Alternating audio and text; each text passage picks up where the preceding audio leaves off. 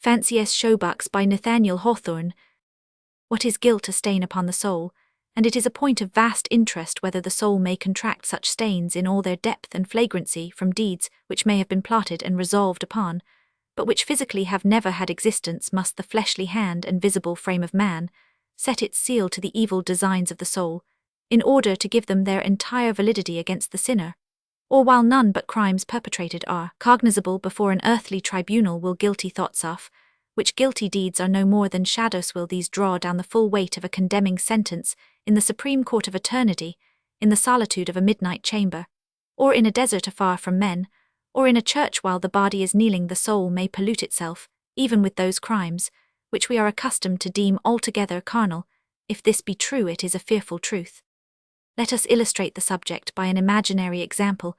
A venerable gentleman, on Mr. Smith, who had long been regarded as a pattern of moral excellence, was warming his aged blood with a glass or two of generous wine, his children being gone forth about their worldly business, and his grandchildren at school. He sat alone in a deep luxurious armchair with his feet beneath a richly carved mahogany table. Some old people have a dread of solitude, and when better company may not be had, rejoice even to hear the quiet breathing of a babe asleep upon the carpet.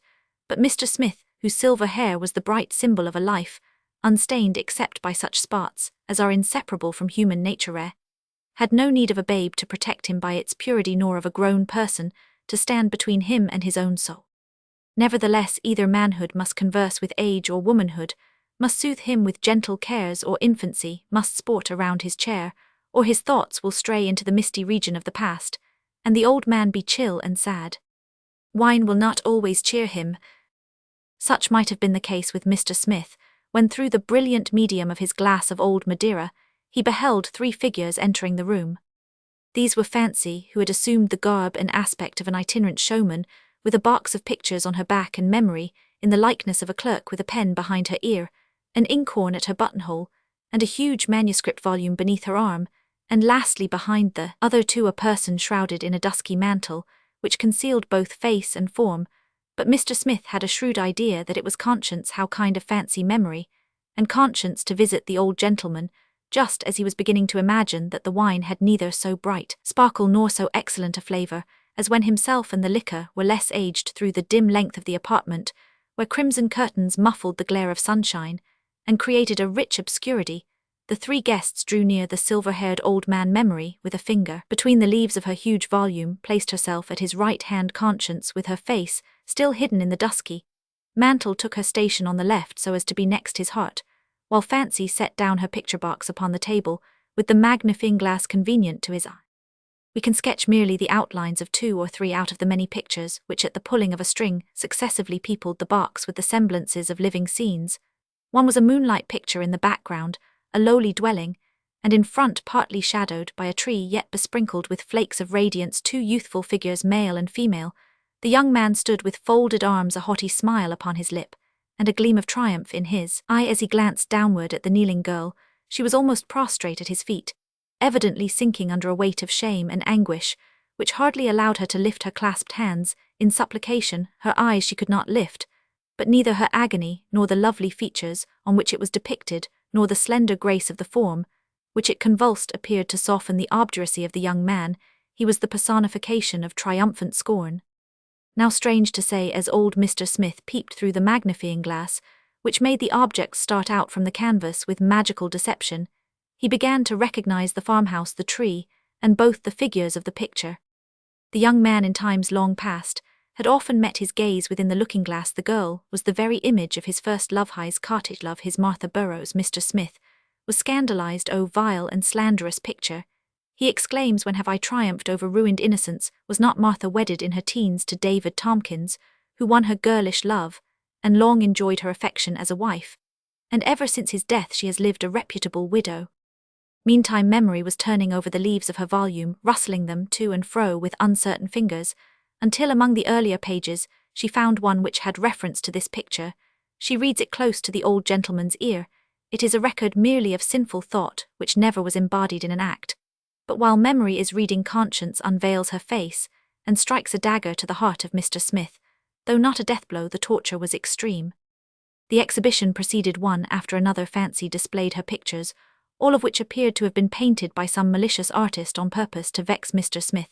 Not a shadow of proof could have been adduced in any earthly court that he was guilty of the slightest of those sins, which were thus made to stare him in the face. In one scene, there was a table set out with several bottles and glasses half filled with wine, which threw back the dull ray of an expiring lamp. There had been mirth and revelry, until the hand of the clock stood just at midnight, when murder stepped between the boon companions. A young man had fallen on the floor and lay stone dead with a ghastly wound crushed into his temple, while over him, with a delirium of mingled rage and horror in his countenance, stood the youthful likeness of Mr. Smith. The murdered youth wore the features of Edward Spencer. "What does this rascal of a painter mean?" cries Mr. Smith, provoked beyond all patience. Edward Spencer was my earliest and dearest friend, true to me, as I to him, through more than half a century. Neither I nor any other ever murdered him. Was he not alive within 5 years? And did he not, in token of our long friendship, bequeath me his gold-headed cane and a mourning ring? Again had memory been turning over her volume, and fixed at length upon so confused a page that she surely must have scribbled it when she was tipsy. The purport was, however, that, while Mr. Smith and Edward Spencer were heating their young blood with wine, a quarrel had flashed up between them and Mr. Smith. In deadly wrath had flung a bottle at Spencer's head. True, it missed its aim and merely smashed a looking-glass, and the next morning, when the incident was imperfectly remembered, they had shaken hands with a hearty laugh yet again. While memory was reading, conscience unveiled her face, struck a dagger to the heart of Mr. Smith, and quelled his remonstrance with her iron frown. The pain was quite excruciating. Some of the pictures had been painted with so doubtful a touch, and in colours so faint and pale that the subjects could barely be conjectured. A dull semi-transparent mist had been thrown over the surface of the canvas, into which the figures seemed to vanish, while the eye sought most earnestly to fix them. But in every scene, however dubiously portrayed, Mr. Smith was invariably haunted by his own lineaments at various ages, as in a dusty mirror. After poring several minutes over one of these blurred and almost indistinguishable pictures, he began to see that the painter had intended to represent him, now in the decline of life, as stripping the clothes from the backs of 3 half-starved children. "Really, this puzzles me," quoth Mr. Smith, with the irony of conscious rectitude, asking pardon of the painter. "I pronounce him a fool as well as a scandalous knave, a man of my standing in the world, to be robbing little children of their clothes. Ridiculous." But while he spoke, memory had searched her fatal volume, and found a page which, with her sad, calm voice, she poured into his ear. It was not altogether inapplicable to the misty scene. It told how Mr. Smith had been grievously tempted by many devilish sophistries, on the ground of a legal quibble, to commence a lawsuit against 3 orphan children joint theirs to a considerable estate. Fortunately, before he was quite decided, his claims had turned out nearly as devoid of law as justice, as memory ceased to read. Conscience again thrust aside her mantle, and would have struck her victim with the envenomed dagger, only that he struggled and clasped his hands before his heart. Even then, however, he sustained an ugly gash. Why should we follow fancy through the whole series of those awful pictures, painted by an artist of wondrous power and terrible acquaintance with the secret soul?